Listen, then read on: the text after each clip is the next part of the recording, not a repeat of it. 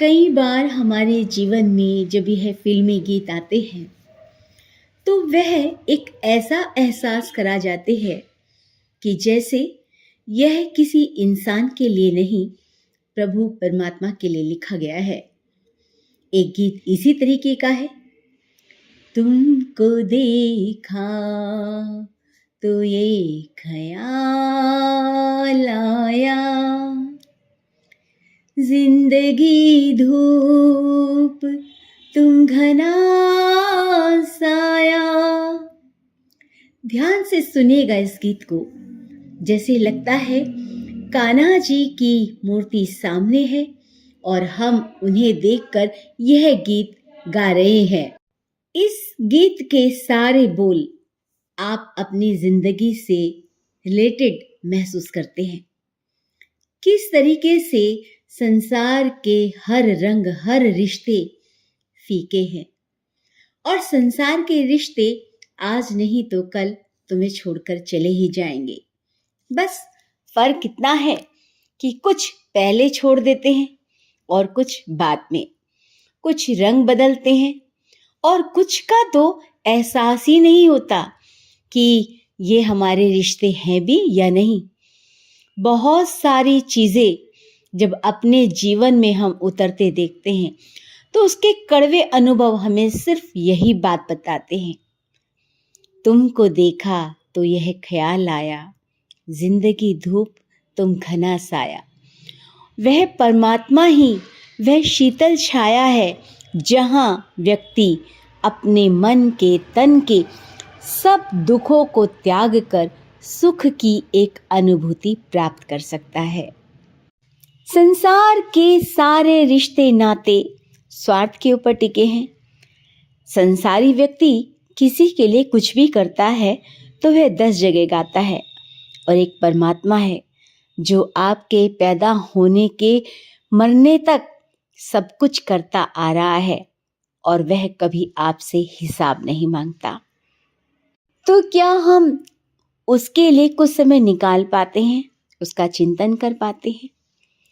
मुझे प्रेमानंद जी की बात याद आ जाती है कि हमें जब किसी वस्तु की आवश्यकता होती है तो हम परमात्मा के पास जाते हैं, और जब वह नहीं मिलती तो खिन्न हो जाते हैं।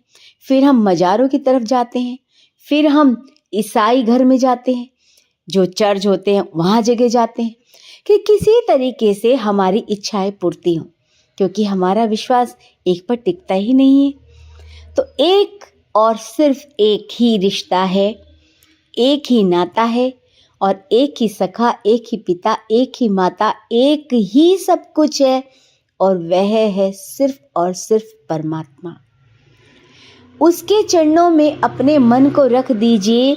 आपको इस संसार से कुछ भी मांगने की जरूरत नहीं पड़ेगी। प्रेमानंद जी तो यहाँ तक कहते हैं कि अगर तुम्हें कोई चीज़ चाहिए तो या तो तब करिए और या फिर उसके बन जाइए। दोनों ही सूरत में तुम्हें वह सांसारिक इस लोक परलोक सब की वस्तुएं बिना मांगे प्राप्त हो जाएंगी। यानी इस जीवन में भी आप सुख को अनुभव करते हुए, गीत गाते हुए, भजन गाते हुए, और वहाँ परमात्मा के चरणों में लीन हो सकते हैं। बस शर्त इतनी है, या तो उसके हो जाइए या फिर तपस्या करिए।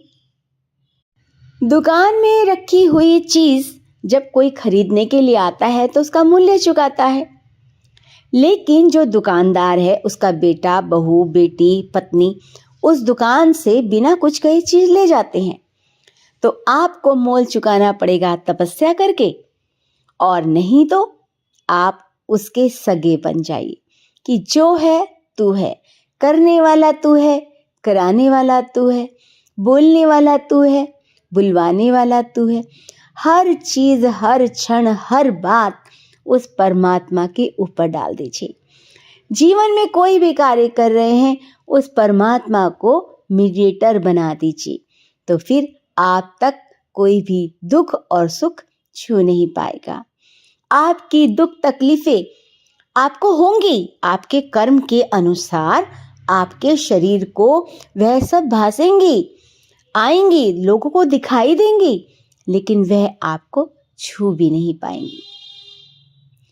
इतने वेद पुराण पढ़े हैं, इतनी कथाएं पढ़ी हैं, इतने दुख में भी वह जीवन कैसे काट लेते हैं। अरे बाप रे, जरा सा दुख हो जाता है तो कितना हम परेशान हो जाते हैं। किसी ने कुछ कह दिया, कितना परेशान हो जाते हैं। इतने बड़े बड़े कष्टों को वे कैसे सह पाते थे? क्योंकि उन्होंने अपने शरीर को मान नहीं दिया था, उन्होंने परमात्मा को मान दिया था। तो वह दुख उनको बिल्कुल भी छू नहीं पाते थे। वह अपने शरीर से विलग होकर उस परमात्मा के दर्शन करते थे।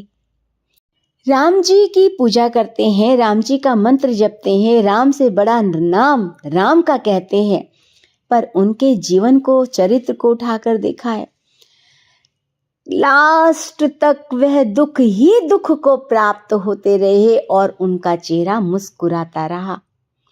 किसी ने कहा है, शुक्राना एंड मुस्कुराना, शुक्राना मुस्कुराना, ये दो चीजें अगर आदमी करने लग जाए तो दुख जो आपके प्रारब्ध का है वह आएगा जरूर, पर आपको छू नहीं पाएगा।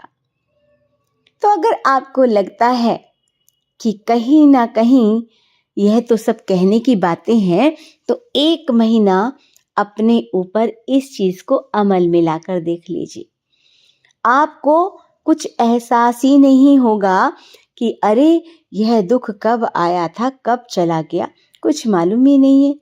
अरे इतनी तकलीफ आई लेकिन मुझे बिल्कुल भी नहीं छू पाई। हम छोटी छोटी बातों पर आंसू बहा लेते हैं, हम दुख को बहुत बड़ा समझ लेते हैं।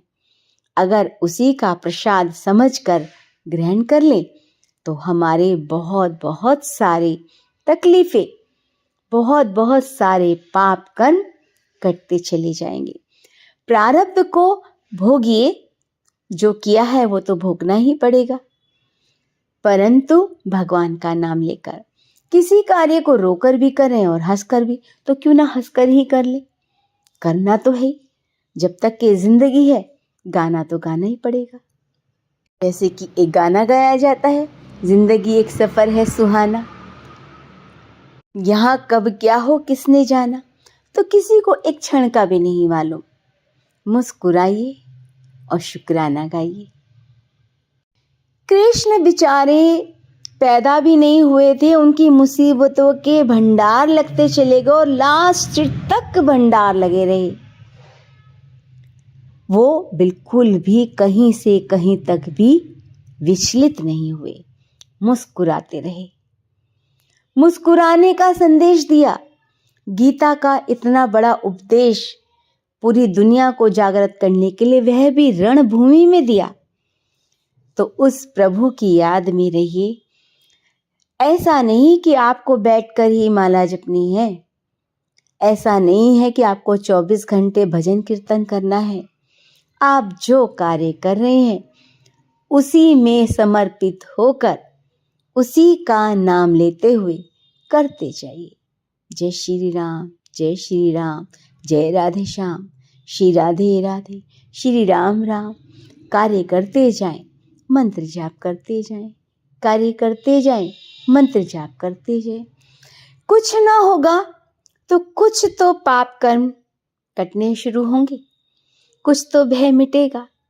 अगर अच्छा लगा है तो मुझे अपने दिल से आशीर्वाद दीजिएगा कि मैं भी इस कार्य को ऐसे ही आगे बढ़ाती रहूं और उस भगवान का नाम जप करती रहूं। राधे राधे। जय श्री राम, जय श्री राम।